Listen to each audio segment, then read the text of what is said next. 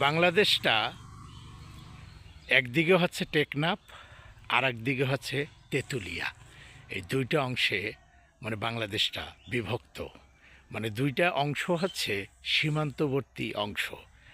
আর এই যে নদীটা দেখতে পাচ্ছেন, নদীর ওপারে মানে নদীটা আহ, মানে বলতে গেলে 1/3 বাংলাদেশে, আর হচ্ছে 3/2 হচ্ছে আপনার ইন্ডিয়ায় পড়েছে। এবং এটা হচ্ছে এই যে যেটা দেখতে পাচ্ছেন, এটা হচ্ছে বটগাছ। আর এই যে বটগাছের নিচে হচ্ছে এখানে এই বসার স্থান। এবং আমি এই সামান্য কিছু অংশ দেখানোর জন্য, আপনাদেরকে দেখানোর জন্য, এবং এই যে বিকালের যে প্রকৃতি, বিকালের যে পড়ন্ত বিকাল, এই পড়ন্ত বিকালটা উপভোগ করার জন্য আমি সাথে একটা হুন্ডা নিয়ে এসেছি এবং আমি এভাবে আপনাদেরকে দেখাচ্ছি। এই যে নদী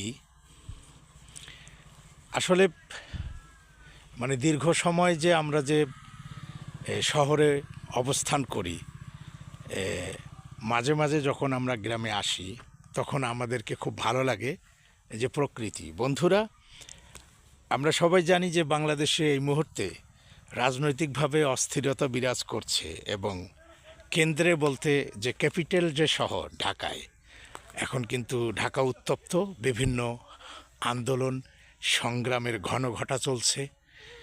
তো বন্ধুরা, এখন হচ্ছে যারা অভিভাবক আছে, বেশিরভাগ অভিভাবক তাদের যে ছেলে মেয়ে বার্ষিক পরীক্ষা হয়ে স্কুলগুলো কিন্তু ছুটি হয়েছে। যারা গ্রামে এবং শহরে উভয় জায়গায় যাদের আবাস আছে তারা কিন্তু ঘুরে বেড়াচ্ছে এবং মনের আনন্দে। তাই আমি সেই অবসর মানে বলতে গেলে আমার আমার অবসরের চেয়ে আমি যে ছেলের যে অবসর, সেই অবসরটাকে উপভোগ করার জন্য এবং নিজেও সেই অবসরের সঙ্গী হতে আমি এসেছি।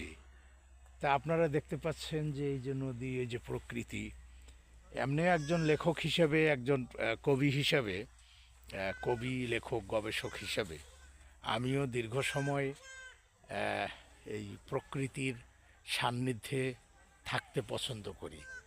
কিন্তু মানে কর্মের জন্য অনেক সময় আমাদেরকে ব্যস্ততম শহরে, আমাদের যে কর্মস্থল, সেখানে আমাদেরকে যেতে হয় এবং আমরা নানাভাবে সেখানে ব্যস্ত থাকি।